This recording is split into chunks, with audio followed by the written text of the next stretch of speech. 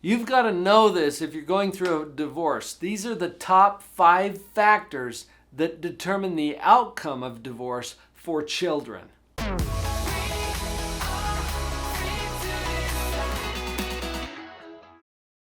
A responsible choice to divorce has to include the needs of the children, because they don't have anything to say about this. I'm Dr. Paul Jenkins. I'm a professional psychologist. 13 years of my career was spent doing child custody evaluations for the court. I was the appointed evaluator to go in. Bitter, angry, divorcing people couldn't figure out how to share their kids, and it's up to me to give input to the court on that. That's where I'm coming from, so pay attention. Here's the top 5 factors. Take some notes, and I want you to share this with your team as well. Share it with your attorney. Share it with the people who support you so that you can all work together to do this in a way that is best for those kids. I'll even give you a copy of it. Stay tuned for that, and I'll tell you where you can get it. Factor number 1, conflict. And you know what? We could probably end the video here because the number 2 and 3 and 4 and 5 are not even close to how important number 1 is. Conflict, specifically conflict between the parents about the kids. Now remember, the reason that this means so much to me is because of those 13 years I told you about where I was the evaluator. And those cases only came to me when there was conflict between the parents about the kids, or what should happen with the kids, where they should live, how to handle their education, their health care, all of those decisions that go into parenting, and they don't agree because they've decided, oh, we're not going to live together anymore.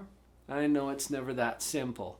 But for whatever reasons are causing them to divorce, they are now establishing a multi-household family. Those children get to exist in a multi-household family now. The parents, not so much, because the parents still maintain their own household, but the children are now part of a multi-household family. The conflict between the parents is what affects them the most. Now, there are some sub-factors that contribute to that, and you can probably guess what some of these are. Is that conflict shielded or open? Like, are the children aware of it? Do they see it? Are they exposed to it? Or is it more behind the scenes? Now, either way, it has an impact on the kids, but obviously the open conflict that they get to observe and witness is more damaging to them and to their adjustment, but the shielded version still affects them. I've found that a lot of parents try to shield their kids from the conflict. They've shared with me, for example, in the context of these evaluations, look, I never talk evil about the other parent in front of the kids. Oh, thank you for that. Okay? What if we could just stop after I never talk evil about the other parent? Period. What would that do? Now that's a whole higher level. Okay? Now if we can at least keep them shielded from it, that's better than putting it right out in front of them.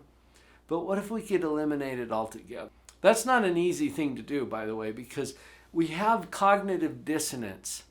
This is a psychological phenomenon where, in a divorce, for example, it's not okay for me to be married to that person anymore. Oh, therefore it's not okay for my kids to be around that person anymore. See, that's a logical jump, but it's a common way that we go there, and that cognitive dissonance, as I referred to it, has us creating more conflict sometimes, where what we really need is to chill that conflict a bit.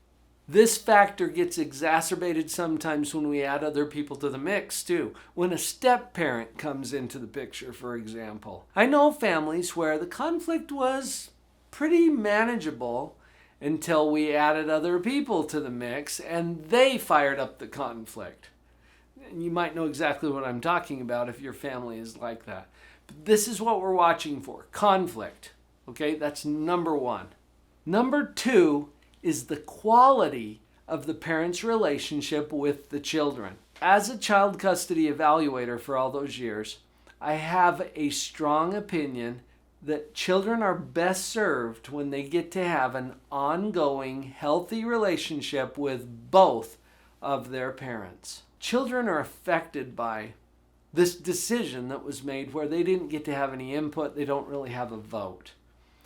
And sometimes it creates fear and anxiety for that child as their world is being disrupted. Can you imagine what it would feel like if I came to you and said, okay, we're going to cut off one of your arms. Which one? Pick one. And children sometimes feel that way when they feel that they're going to be separated from or alienated from one of their parents. Let me just say another word about alienation. This is a term that was coined by Dr. Richard Gardner years ago as he was talking about parental alienation. It's a dynamic where you're kind of poisoning the waters against the other parent. Very, very common. And damaging to children. Now, parents do this sometimes because of that cognitive dissonance I was referring to earlier. Well, I can't be with that person, therefore my children can't be with that person. No, your children's relationship with their other parent has to stand on its own 2 feet. It's not reflected by your relationship with the other parent. So watch out for this, will you? And if you're the victim of parental alienation, that can be very, very frustrating. What we do know from our research and clinical experience is that children's adjustment to divorce is affected by the quality of their relationship with both of their parents. So it's not your responsibility to make sure that they have a good relationship with the other parent, but it is your responsibility to not interfere with that. Don't get in the way of it. Don't practice that act of alienation. And you put your emotional energy into building the quality of your relationship with these children while you support them and give them full permission to do that with their other parent. Now, a little disclaimer, because everything that I'm sharing with you here, you might think, oh yeah, well that makes sense, right? These are the factors that determine the outcome of divorce for children. But it's not easy to address these. That's why they're so common. And most people, when they go into a divorce situation, become so alienated from each other that they can't treat each other with civility and respect to the point where they can address these issues for their children. I'm inviting you to take a higher path and be aware of these factors so that you can address them more effectively. And you don't have to do it alone. There's lots of coaching and help and assistance that you can get on your way. In fact, I promised you a copy of these 5 factors. Here's where you can get it. drpauljenkins.com, spelled with a DR. Go to the URL on the screen, actually.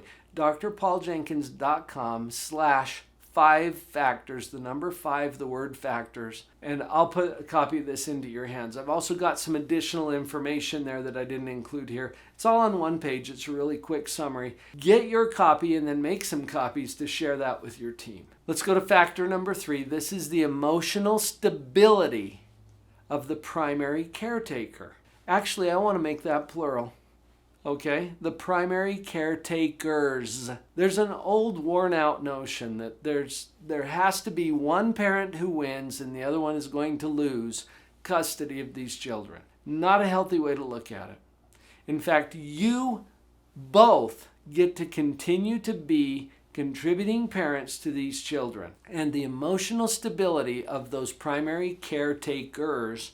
Remember, we're talking about a multi-household family now. Then there's primary caretakers in this household. I'm not even talking about the time split or where the children spend most of their time or who's responsible for what. In fact, one of my clients just went through an evaluation that now in certain states is called a parenting roles evaluation, which to me sounds even better than a child custody evaluation. Both parents retain responsibility and get to fulfill a role for their children in their respective households. Now, this factor implies that you get to do whatever you need to do to establish the emotional stability of this primary caretaker. All right? Regardless of what your parenting roles are, you pay attention to getting yourself into a positive, stable position. That includes emotionally, physically, financially. You get to address all of those things, and it's your responsibility to do that. The best gift you can give your children is a fully functioning, stable, emotionally healthy parent. Give that to them. Factor number 4 deals with economic issues. Look, any of you who've been through a divorce know this. It's expensive. It costs a lot to take one household and divide it into two, let alone the cost of supporting 2 homes now, sometimes on the same income that we had to support one. But there are legal costs, and there are evaluation costs if we're talking the parenting roles evaluation or child custody evaluation. These things are not cheap. And so it has an economic impact on the family as a whole.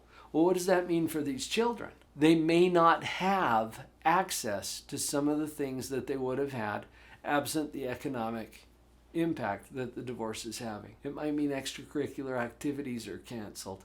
It might mean they don't get to go on that trip with the band or the choir. It might mean that the family is not going to be able to take the same kind of vacations that they've taken in the past. All of these things impact the children. Now, it's number 4 on the list, okay? It's not as important as the conflict, but it has a real impact. And another place that I've seen this hit is in the stress that it creates for parents. Because we already talked about the emotional stability of the primary caretakers. The financial issues are going to affect the parents too. I'm not even asking you to, okay, please don't have financial issues. You may not get to control that. I'm saying let's be aware of it. Let's see the impact that it has and do anything that we can to address that with our kids. People are more important than property. And I've seen this in divorces before too, where the struggle, the conflict is over the property, and that causes more conflict. It's not about the children at that point, but that exposes them to conflict. Remember, conflict is number 1. And let's hit the last one here. Factor number 5 in our top 5 list is disruptions to the children. I'm talking about the disruptions of moving from a one household family to a multi-household family. There's that part, but a lot of times there are other disruptions that come in the wake of a divorce. And all of those disruptions have an impact on the children. It might be additional moves. It might be a new relationship. It might be an additional divorce that they get to go through after attaching to a new step-parent. These things happen all the time. And we can't prevent all of them from happening, but I have to acknowledge that's one of the 5 factors that determine the outcome of divorce for children. That's why I want you to be aware of it. This includes some of the predictable and expected disruptions that the children face, like having additional caretakers that they're not used to coming in, having to change the school that they attend, or the doctor that provides care to them. All of these changes, while not necessarily bad in and of themselves, represent a disruption to the normal routine and schedule that the child has. So let's be aware of them. All right, I told you I've got a copy of this for you. Please go to drpauljenkins.com/5 factors, and I'll put it right in your inbox.